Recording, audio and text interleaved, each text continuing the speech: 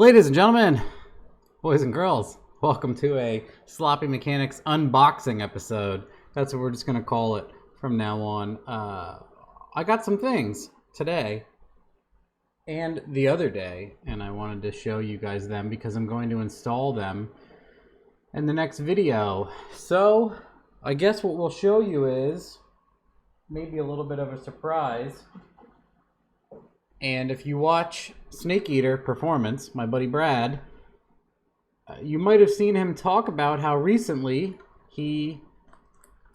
Bosch got back in touch with him, and now he can buy bulk Bosch injectors and match them and sell them to you guys. So now the new Snake Eater 2200s, if you've been keeping up with what he posts, is he posted about this. And he talked about this at length in his latest upload. And these are the taller guys, but he has like 3 or 4 different sizes now. So this is the slightly taller 210 you guys might be familiar with. And these are all matched. They already have numbers written on them and an entire data sheet. So he has flown them and matched them and cleaned them and tested them. And since they are new, what Brad always does also, if you watch his videos, is he cycles them. So he runs them through already like a break-in or whatever you want to call it, or a test where he just hammers them for a while and makes sure they can survive. So they don't die after, a couple minutes of testing on you. And the neat thing is he got shorter ones, and he also got EV6 connector than this EV1 style connector, even though that's not technically the name of the connector, it's the name of the body of the injector. Whatever, we're so far into the incorrect terminology, we have to continue it mostly at this point. I know some of you will get that.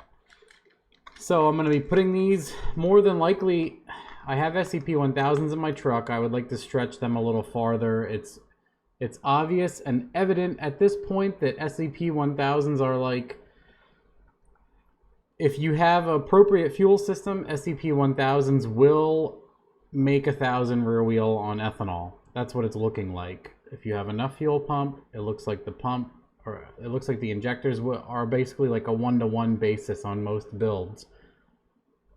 So if you make 500 rear wheel on E, it's using about 50% of the injector. I recently put down about 800 tire on 72% of the injector on many different cars. Some cars had a little less fuel pump. They were a little farther into the 1000s. Other cars had significantly better fuel system.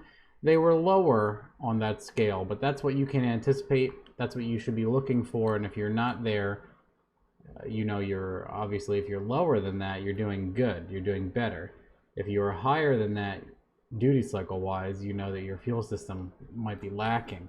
So, it's awesome to announce that. I'm going to put them right into my truck and do some testing and write a base tune and everything and see how they go. Obviously, they should go pretty good. They are the Bosch 210s, man. So I'm super excited for him to be a dealer for this thing and make this stuff possible for everybody. And he sent me some crazy... These are pretty cool. Whoa! I just dumped a bunch of them. Sorry, there was a lot more here than I thought. Old school style V8 Corvette Chevy logos, 293, 4.8, 325 turbo. And then I believe they go right up to 364 turbo. And then the Snake Eater Boy sticker. And then he sent me some hilarious, he said, like, it would be funny, man, is if I made like some gas station condom style sticker logos for my injectors. You are a funny dude, Brad, and we appreciate you, so thank you for sending me these. I know that I'm going to put most of these, I'm so glad you sent a ton of these style stickers. I'd like to put them on mine and all my friends' cars. That's cool. The old school logo with the new turbo stuff. Let me pick up the ones I dropped, I'm sorry. So, another neat thing is a lot of you guys are familiar with Lowdoller Motorsports is a sponsor of mine, And it's someone we discovered, and then he reached out to me and he's like, I'd like to send you new things every now and then and sponsor your builds and give you guys cool stuff to test. So probably one of his most popular is these pressure transducers, and there's even a sloppy discount code, which I think it's 5% off. I'll have to dig it up and give it to you guys. My memory is awful for that stuff. He sells the sensors with, well, the connector with the sensor, so you can crimp it yourself. He also sells ones that have are pre-leaded, that have a longer lead, ready to rock with the plug on it to make it easy for you. This is a 0 to 200, and I mean, it's fairly common. Like, a lot of people are used to the 0 to 100s. You put them in the Holly cars, they work great. Put them in other things, they work great. He has some awesome stuff that I didn't know that he had. Recently, one of the neat ones, this is on the top. One of the neat things is the USB extension cable. A lot of guys have race cars. You plug this into the ECU USB cable, and then you bulkhead it off in your engine bay, and then you don't have to worry about. It's kind of like a strain relief or a middleman, so you don't damage your stuff. And it even comes with a male to male and a female to female, so you can plug this into your computer connector, plug this in, or you screw this into your bulkhead by your dash, and then this goes in between. So it's nice. What you're damaging, it costs far less. Say if you're in like a Dominator situation, this is easier to plug into. The lead isn't hanging out. You can put it right into your dash or sheet metal, whatever you have going on. Super cool item. I didn't expect him to send me all this. There was one thing I was particularly interested in, and he sent me a lot more than that. So, crazy wild man, I appreciate it. Another neat thing is he sells this block, and what you can do with that is it has mounting holes. So excuse I have poison ivy, and like my arm, people are going to comment about my arms more than likely. They are butchered because of some deathly poison ivy.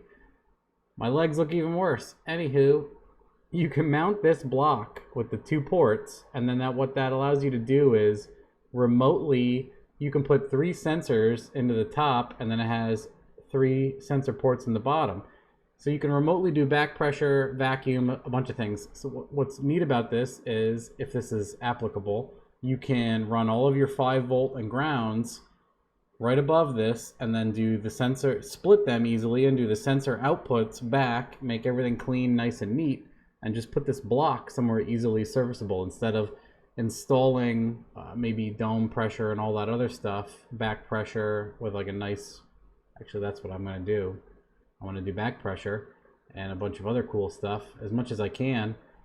So I'm going to do 3 inputs because I have 4 on the truck, and I want to do 3 of these low dollar inputs on everything. So might even try to use this if I can. The other one I'm not going to be able to, and we'll find out what that is next. So yeah, this is cool. This is really neat. If you want to get your sensors off of hot items or away from difficult to reach situations, all of the above, you can put this block on, mount the block, put the sensors in the block. Really cool. If I didn't tell you already, it's really cool. I think it's super neato. These are not what I wanted to show. This is a cool thing to show. Apparently, I was like, cool, like a Hall effect sensor. What this is a infrared temperature sensor, and it's technically, he labels it as its most common use, which is measuring tire temperature and track temperature. And he obviously, in the instructions here, it tells you in big letters, if you're using this for a tire temperature sensor, you point it at the center of the tire to get the best temperature reading out of the tire, and you put it at an angle so that it doesn't get covered with rubber. So it has a little optical infrared temperature guy in there. Incredible. And it reads 0 to 200 Celsius. And what is 200 Celsius? Like 300? It's double. It's the math is very close, right? What does it say here? 0 to 5 volt.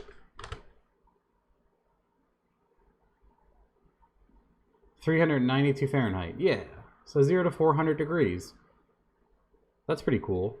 Comes with a bracket and everything. If you guys didn't see that in the packaging, You can mount this guy, point it at the tire, point it at the track, and it tells you the temperature. So if you're one of those people that loves information and you have a car that sometimes struggles to stick, you can start data logging your tire temperature, and you can find out, man, you know, the track seems good, but whenever our tire is over 250 degrees, we really struggle. We're overheating our tire in the burnout or similar. Really cool to know. Now what do we got? This is the big one. This is really super cool. I'm gonna dig it out of the thing before I even show you. So this is something that's not new, but something that is now cheaper and more affordable. So what we got is pressure transducer, right? But the threads look funny. It's the threads that match an LS cylinder head, and then it's a 5-wire sensor. So what it has here is temperature and pressure.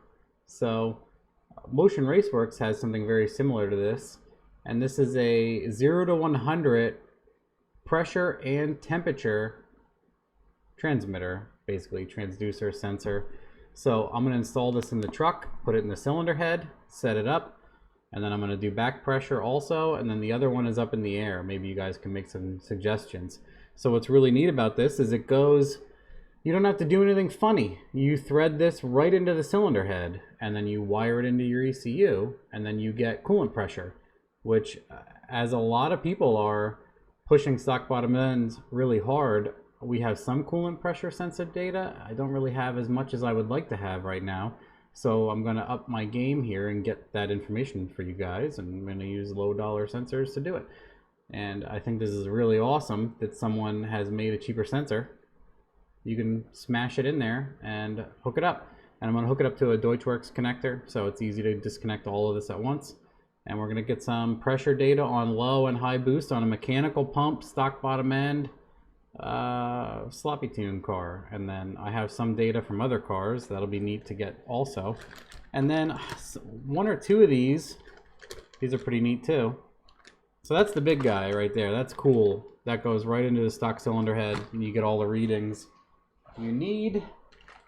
And then he sent another one, and it's 1/8 inch. So that's just a regular 1/8 inch guy on there. And this one is a 0 to 300 psi pressure and temperature. And this would be used, I believe I asked already, this is best utilized in a transmission because it can read reverse pressure, sometimes gets up to 300 pounds. I talked to Cameron about it shortly, but I can't remember exactly what he said. That's my fault. But transmission pressures, you can measure transmission pressure and temperature where you put this. Or if you have a race car and you do not have an LS type cylinder head, metric M18, M14, whatever that thread is, you can use this too. So what's neat about this is you can get oil pressure and temperature from the same spot. So that is really cool. It would be neat to just put this in an oil spot and get oil pressure and temperature. 300 psi might be a little bit more oil pressure than most people are wanting. And then here is a 0 to 100 that reads pressure and temperature. You can see how they have so many leads. They have 5 leads on the wiring, and they're already pigtailed and ready to go. They're directly hot wired in, no plug at all. I think it's like a 1 meter, approximately 3 foot wiring built in. Super cool, awesome. Can't wait to use these. Probably put these on some friends' cars and get some awesome information and testing and everything out of them. It's cool. I had no idea he had these, and they might be something new. And he posted the coolant, the direct thread to the LS coolant pressure and temperature sensor, and I was like, I would love one of those. How much for it? And he's like, I'll send you a care package. And he sent all this cool stuff. Which I wasn't expecting, but I appreciate. And then these are, if you are into the clean wiring, these are little booties for those, the 3-pin connectors for the top of the sensors. Really clean 90-degree boots you can get from him too. If you're doing your own wiring, you can make this very nice. And then he also sent me a regular LS coolant temperature sensor. I'm not sure why, but he included it in there. And then oddly enough, my new engine doesn't have a new sensor, so I'll probably put this in it. I have a bunch of old coolant temp sensors that I'm going to put in the aluminum engine. So, well, I guess we'll try the new one. So, I got that. And then just for fun, he sent me 10 AN fuel pressure transducer, 8 AN, and a 6 AN. So I have all those now too. It's nice to see these for sure. I would definitely make use of them with me or my friends. Another neat thing he also sells is the LS oil pressure adapter. So this goes on the back of the block, top side valley cover, and it has the crush ring in it, a little guy there, and then it converts it to 1/8 inch. So then you can get oil pressure and temperature there too if you're using an oil pressure / temperature sending unit. Really cool. And then he sent me, this is awesome. He sent me a license plate. So I can put this on vehicles. So when I'm building them, I guess I'll slap this on there or I'll screw it onto my wall or something. But yeah, lowdollarmotorsports.com. Awesome guy, Brandon Dollar, super cool. And this is one of those guys where I never asked this guy for anything, but he's super cool. People have been using him for a long time. When the Terminator came out, a lot of people had already been doing business with Brandon. And when people were asking about sensors, the Holley sensors are like $100 a piece, average. And then Brandon's like, you know, I have a warranty with mine. I test them. They're $35, but you know, the pressure sensors are like $30 or something like that. And then he has a sloppy discount code and everything else. And we were suggesting him simply because people had really good luck with him and they would post about having good luck with him all the time. So there's really no other reason. And then since I was doing the same, I was like, hey, I hear this low dollar guy's good. He reached out to me and he's like, hey, I'll send you some stuff. I like what you guys do, blah, blah, blah. So here we are. Here we've been, and now we're here. So we'll test these out. I want to get the pressure, coolant pressure and temperature one in immediately, and then I would love to wire that block is cool. And then I'd like to do back pressure. So I have 3 inputs left on my truck. And make your suggestions down below. What else should we check pressure-wise? I'm going to have coolant pressure and back pressure for the turbo. Should I do... I mean, 0 to 100 is kind of high for crankcase pressure. I don't know. Should I do that? Or should I do the infrared sensor and point it at something ridiculous? Like, it would kind of be neat to point that at the turbo inlet and see like what how hot the compressor inlet is. It would kind of give us a... Terminator doesn't technically have thermoresistor inputs as extras, so on a bunch of my friends' cars we have pre-intercooler temperature. So you have turbo outlet temperature, and it'll easily be extremely hot, 300 plus degrees, and then you can see the delta, you can see how effective your intercooler is. So if you have 150 degree inlet temp and you think it's out of control, and then you see that your turbo outlet temperature is maxed out at the 8th mile, over 300 degrees, you can actually see that your intercooler is scrubbing quite a bit of heat, and it's the turbo that's the issue. So maybe that's what we'll do. For fun, we'll point it at the inlet of the turbo and see how hot the air it is ingesting, and then see how cold the air is before the throttle body, and see how effective the intercooler is at higher temperatures, just for fun. Because I don't know really what else I would check pressure-wise. Maybe I should have asked him for like a 2-bar map, and I could read vacuum and slight amount of boost, and we could hook it up to the crankcase, and it would be neat to see how much is leaking past the rings and how much crankcase pressure, how ineffective my doing nothing about the crankcase pressure vacuum valve cover relief situation is. So all of that will be cool. All these sensors are awesome. I'm going to try to hook up as much as I can, and then I will certainly hook up the people I know that will give us the most amount of feedback with them, and then share it with everyone else. But wanted to show you guys that stuff. Snake Eater has a whole bunch of Bosch injectors with different connectors on them and different heights, drop-ins.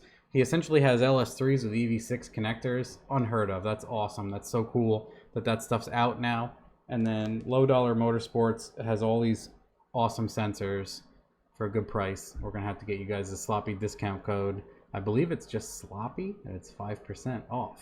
So, that's it for Fancy Mechanics Sloppy Unboxing. Hope you enjoyed this little trip down sloppy unboxing lane, and we'll get these sensors installed in the next video on the truck. Quick update on the truck, and then hopefully leaning more on that truck on the dyno and doing some street hits and checking out the sensor information. Okay, thanks.